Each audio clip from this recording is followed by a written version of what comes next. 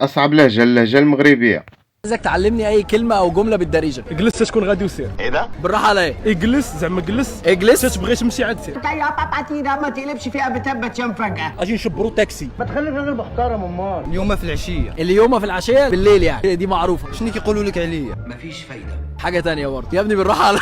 دابا مثلا انت كتكون غادي كيعيط لك يقول لك اجي جلس تكون باغي تمشي وسير. هي ايه هو هيصف في الكلام ولا يا ابني صعبتها عليا اكتر. بالراحه استنى بالراحه. اجلس شكون حتى تكون ماشي وادهم. يعني ايه بقى؟ قال لك يعني اجلس تكون غادي وسير. يا راجل. اقعد معانا اه تكون رايح وروح. زي تعال اشرب شاي. بالظبط هو ده. بقى عفقه على القريه قرب للقصه قلم قريت قصايد قاع القروي قلبه قصر قادم قريت القلب.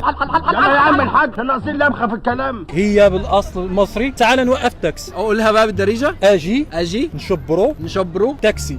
اجي نشبرو تاكسي. امال حضرتك فاكر ايه يعني؟ ايش فيها؟ يعني فيها ايه؟ ارحم امي العيان. لا صعبها عليا برضو اكتر. احنا وقعنا مع هواه ولا ايه؟ صفي عندي سله عشويه. صفي علق. عندي سله عشويه. هو ده حاج اسماعيل. يعني ايه؟ عشويه هي العشيه. يعني ايه صفي ده؟ تعال لي على العشيه بالليل. تعالى لي بالليل يعني. صفي عندي صفي عندي مع العشويه. مع العشويه. كبرت قضية النهارده.